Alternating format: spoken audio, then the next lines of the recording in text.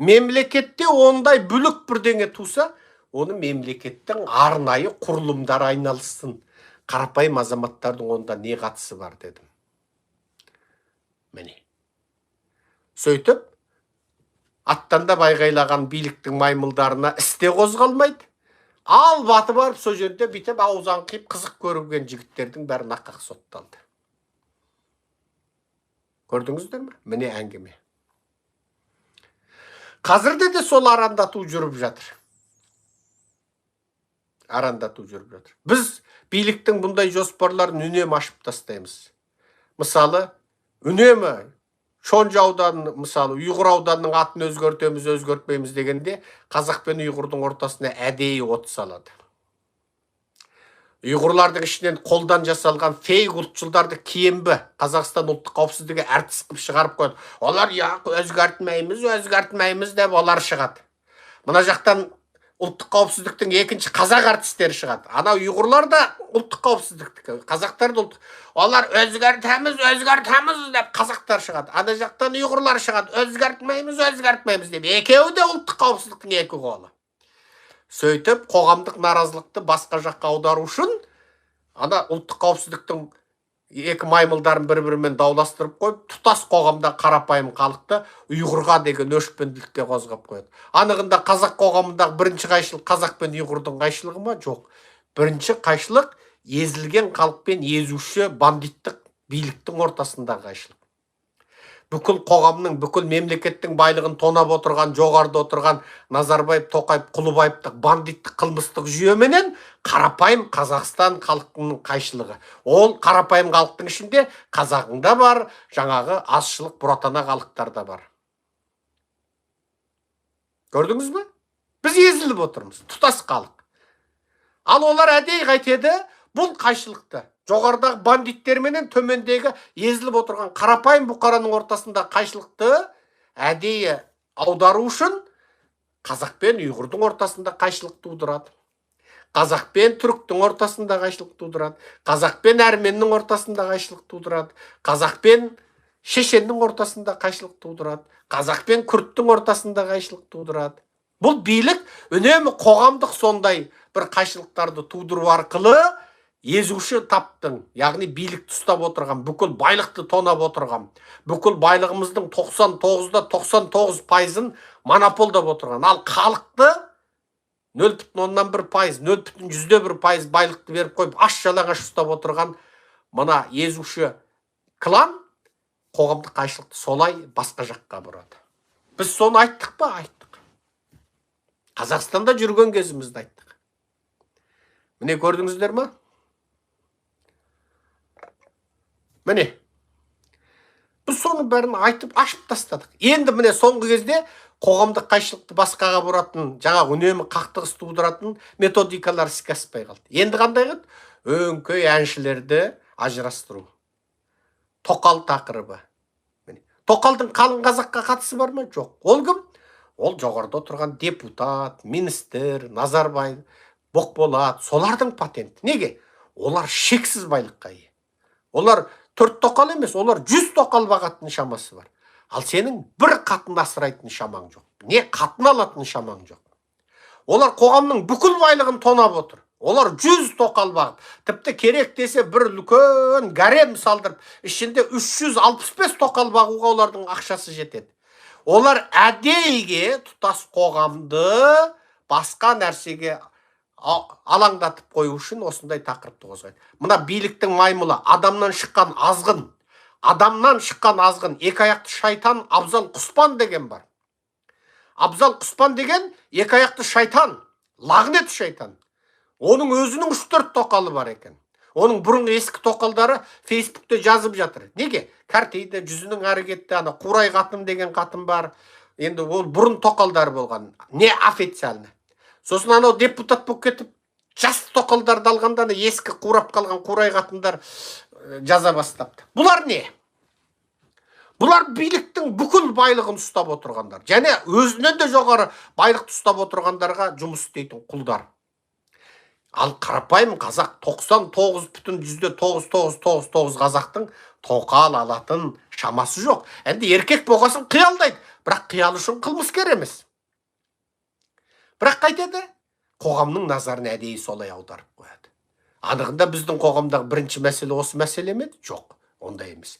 Әдейі халықтың санасын аудар. Сосын онсыз да жүнжеп жабағыт ішіп, арып ашып, арқетарша, борбайыты борша болып, мойын ұрғайдай, биті торғайдай болып жүрген бейшара қазақ қайтеді, бай айтады, тұқылаламдақ, қатын ана жақтан, ол енді жүйкесі жұқарады, енді ол әйел адам қызғаншақ болады.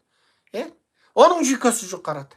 Ол да ойлайды, мен енді моншаға да бармай жүрмін, шаш ол кетті, бетті әрлемедік, дақ басты, қарын біраз шығып қалды салқылдап, бұл енді жас қыздар көп қазір, кетсе кетеме деп, ол нервіден кетеді да. Ол нервіден кетеді. Содан байының телефонын тексер, басқан ізін аңдып, көрші қатынға ыржақтап қойса, одан нерві жұлысып, тойда біреумен билеп қойса жұлысып, сонымен бүкіл қоғамның жаңағы ойын-оңға санасын санға бөліп, жындығып отыр да. Не көрдіңіздер ме? Бұл мына бүкіл байлықты ұстап отырған жоғарғы жіктің, мына езуші, қанаушы жіктің қазақ халқын масқаралап, ойын қылып ұстап отыр. Идеология. Сені масқара мал қып, сайқымазақ қып ойнап отыр. Сайқымазақ қып отыр. Неге мына әртіс, пәртіс, ұлттық тақырып болады? Осы. Міне, әңгіме осында. Енді Эпштейн мәселесінен шығып кетті ғой. Эпштейн мәселесі. Мына орыс тілді медиаларды көретіндеріңіз бар ма? Көрсеңіздер, орыс тілді медианы көрем десеңіздер, тек қана орыс тілді медиа емес, Еуропа мен Американың солшыл глобалистік бағыттағы медиасының бәрі, неге фотоға түсесің? Сен фотоға түстің, значит, сенің былығың бар, сен оның былығын білесің деп дүрілдетіп жатыр. Енді жаңағы мен фотоға түскен адамдарды қараңдар. Мен кезінде мына әлеуметтік желіде жүр, Қазақстан қонақ үйінде 2018 жылы жылаған, зарлаған қазақ әйелдері мен қазақ балаларын жинап, Қазақстан қонақ үйінде қазақтың бүкіл интеллигент зиялыларының басын қосқан үлкен конференция өткіздік. Қазақстан қонақ үйінде. Ол конференцияға мына сыйлы қадірлі Әзімбай Ғали ағамыз қатысты. Темірхан Медетбек ағамыз қатысты. Ғаппас Қабыш ағамыз қатысты. Біраз адамдар болды. Қазіргі депутат Ермұрат Бапи болды. Қасымда отырды о кезде. Қайдан білейін? Менің қасыма келіп, қасымда отырған бір адам кетіп қалды. Бапи ма біреу кеткеннен кейін ол жиналыс 4 сағатқа созылды. Әміржан Қосан деген біреу кетті. Өмірімде, тірі өмірде көріскенім сол екен. Әміржан Қосанды бүкіл қазақ қазір білет.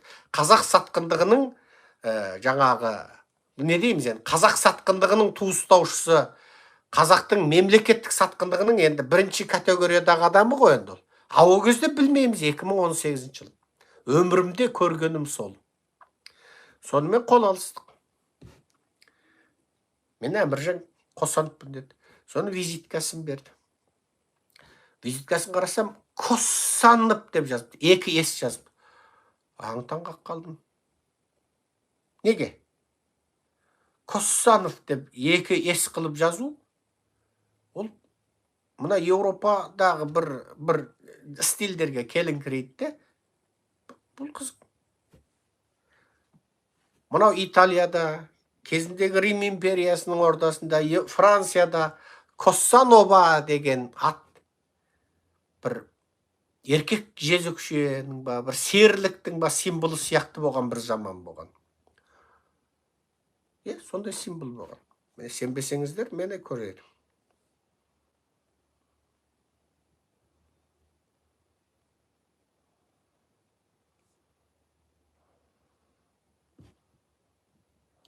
Сондай бір замандар болған.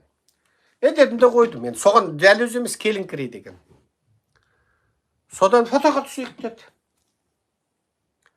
Фотоға түстік, бейтіп тұрып бұлай. Телефонды бұлай алып тұрып, бұлай бейтіп тұрып, бұлай бейтіп тұрып фотоға түстік. Жиын жүріп жатыр. Анда әйелдер жылап жатыр. Біреуінің күйеуі қамалған, біреуінің інісі қамалған, балалар жылап жатыр. Ана жерде ана зиялы ағаларымыз жылап отыр аналармен бірге. Қосановты байқадым. Анан жүрегі дір етіп тұрған жоқ. Бүкіл ел ана жылаған, зарлаған, күйеуі Қытайда қамалып қалған, әкесі Қытайда қамалып қалғандардың жылағанын көріп, бүкіл зал қасіретте отырса, ана Қосановтың қалай фотоға түскенін мен келтіріп берейін. Бұлай фотоға түседі екен, бұлай. Содан мұра камера бұлай. Мұра камера бұлай міне. Қабақты түйе бұлай салмақ. Сосын бұлай қарап түседі екен, бұлай камераға емес, бұлай қарап. Мен ана жерде ананы бір орта мектептің, университеттің бірінші курсының қызы солай түссе мен түсінемін. Жас қой. Жас қой ана. Мен өмірімде еркектің бүйтіп ерінен шошайтып фотоға түскенін бірінші рет көріппін. Өне бойыма бөрткен шығып кетті. Шын айтам міне. Шын айтамын. Өне бойыма бөрткен шығып кетті менің. Мен анандай адам бекен деп шошып кетті мен. Қолымды жаңағы сулы салфеткамен сүртейін десем, бар сеткамын қайда қалғанын білмеймін. Көлігімде қап. Сулы салфетка салып жүрем сол кезде. Сулы сүлгі. Спирт деп. Мен өте капризный адаммын. Ұнатпаған адамдармен қол алысқаннан кейін тіпті қолымды нетем. Әуел дәрет аламын. Ол шын. Шын. Нью-Йоркта да бір бас қосуда бір жігітке бетімнен сүйді. Сол бетімнен сүйгенде барып, шешіп, костюм шалбар, галстук лақтырып ресторанда. Мана о сүйген міне жерді ғана емес, бірақ жудым былай. Бірақ жудым, ана еркек сүйгенді үшін. Ана өзі сәл былайлау ма бірденке, сонда жудым еді. Жиркені мен бір қабат терісін лақтырғанға келмейді енді. Тыртық болып жүресің ба? Мен сонда жиркеншек адаммын, ол шыны керек ол. Шыны керек, жиркеншек адаммын. Ана жүнді бар ғой, ана жерде бүкіл ел жылап отыр. Ана әйелдер көп қой, күйеуі Қытайда нақақ қамалып қалған. Бәрі Қазақстан азаматтар. Кішкентай балалар бар, әке шешесі қатар қамалып қалғандар бар. Жылап сөйлеп отыр. Қосановың ана жерде селфи жасап жатыр ғой. Менің қасыма келіп отыра қалған. Бүйтіп сөйлеймін. Мен енді келтіре алмаймын, кешіріңіздер. Бірақ бір қыздар бар ғой, бүйтіп, көзін бүйтіп сүзіп, бота көз болып бүйтіп, назланып кірпіктерін бүйтіп, сосын төмен қарап, сосын бүйтіп түседі ғой, бүйтіп, төмен қарап, бүйтіп, бір түсетін қыздар болады ғой енді. Қыздарға жарасады да, еркекке жараспайды енді. Бүйтіп, бұлай, бүйтіп түсетін қыздар естеріңізде ме? Бүйтіп ойлан. Бүйтіп. Қыздарға жарасады енді, қыздарға не істесе де жарасады. Қосанып солай фотоға түсіп жатыр ғой. Ана жерде ел жылап жатыр. Ойбай, мен енді сөздік үшін енді бүкіл өне бойым мен бөрткен шығып кетті. Соны міне Алланың атымен айтам. Кейін ана қасымдағы жолдастарым айтты, мен осындай көрдім дедім. Осындайды көрдім дедім. Міне шын. Кейін оның мен үйғамақта отырмын.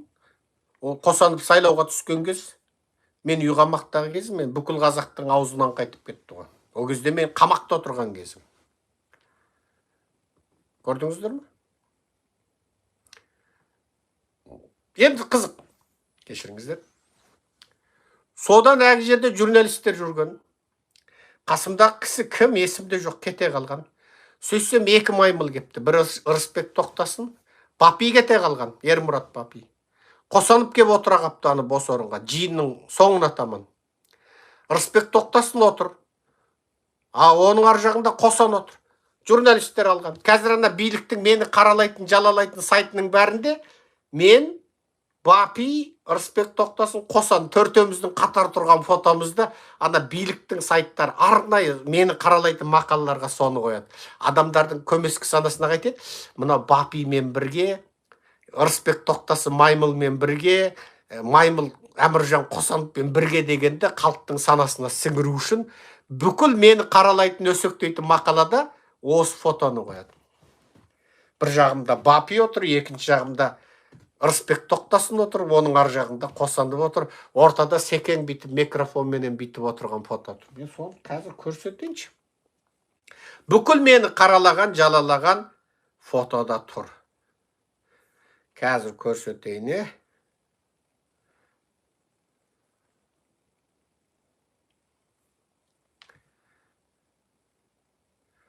Бүкіл мені қаралаған, жалалаған билікті.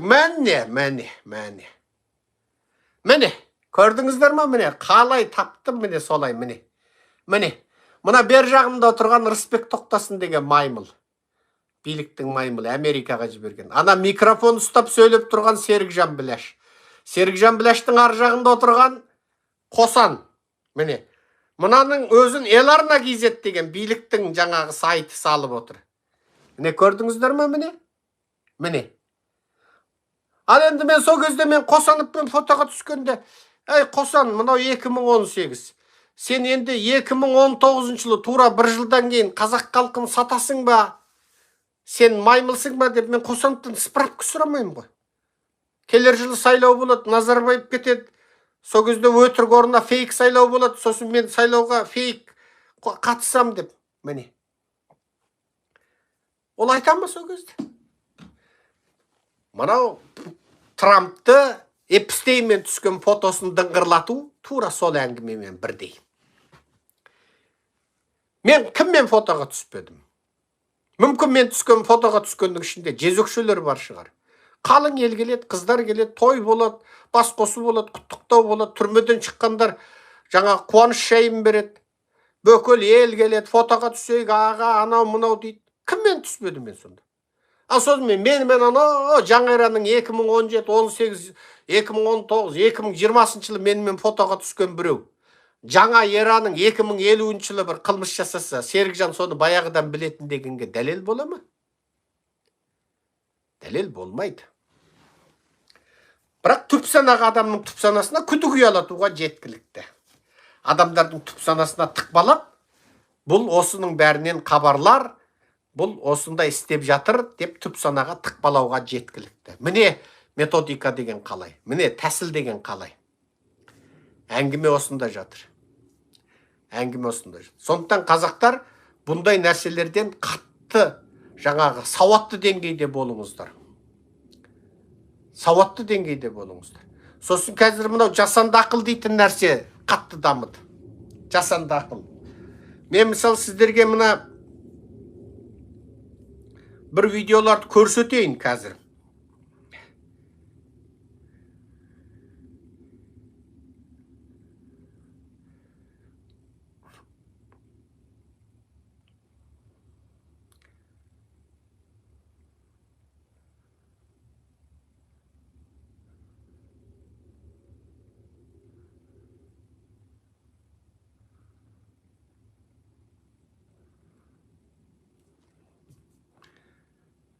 Bir videolarda көрсетейін.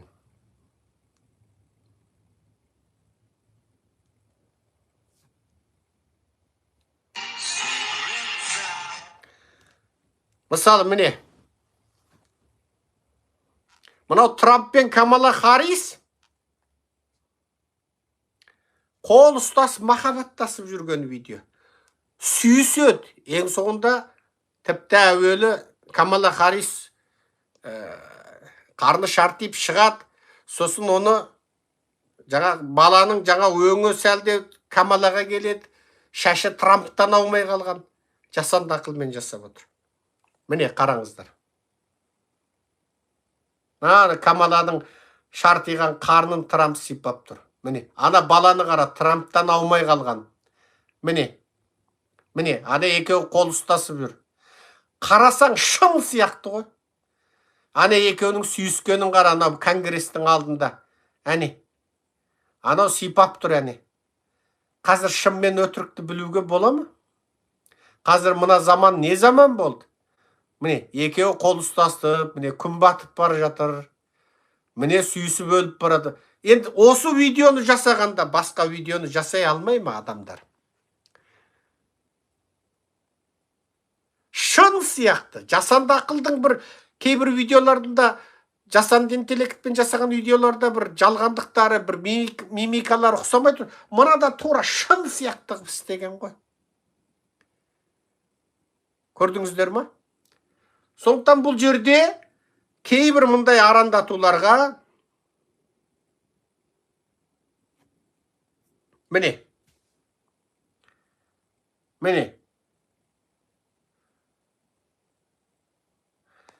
бұл әзір енді шын мен өтіріктің жалғасқан бір заманы болды. Ненің шын, ненің өтірік екенін айыра алмайтын сұмдық бір заман болды. Бұл шынында енді сұмдық енді. Тоқта, мен мысалы AA made videos about Trump, Putin, Зеленский, Ши Жинпин деп жазайын. Міне жасанды ақыл жасаған видео Трамп, Зеленский, Путин туралы видео міне.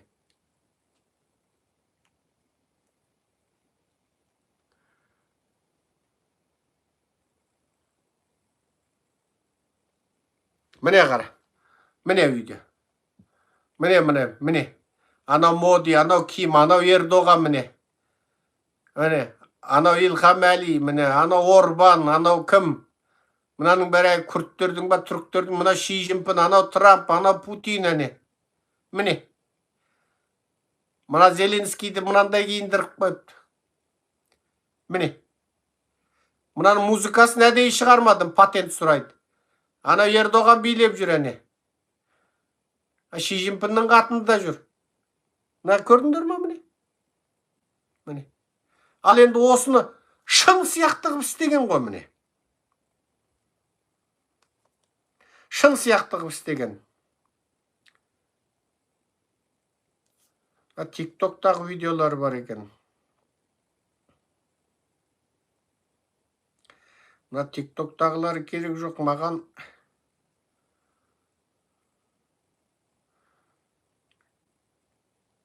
Мынан қара міне. Міне. Ердоған саксофон шалып кетті міне. Мынан қара мына. Илхам Әли міне. Анау Иран, анау Комини, анау Нетаньяху. Міне мәз. Адамдардың енді мүмкін бір бүкіл дүние осылай бір тату тәтті, бейбіт болса екен деген армандар шығар мысалы, міне. Нетаньяху мен Коминидің жаңа берекелесі мына. Түрік саксофон шалып жаңағы, міне. Енді жасанды ақылмен істеген былай қарасаң рас сияқты міне. Сондықтан міне жерде өте көп бір ғылым білімнің жетістігі адамдарды бір алжастыратын деңгейге барды. Сондықтан кейбір нәрселерге аса сақтықпен қарағандарыңыз абзал. Қазір мысалы адамның видеосын қолдан жасау оңай болып кетті. Адамның дауысын қолдан жасау оңай болып кетті. Тұп-тура мысалы Трамптың сөйлеген дауысына салып сөйлейтін жігіт бар мысалы. Faking Trump деп іздейік мысалы, мен қазір іздейін. Faking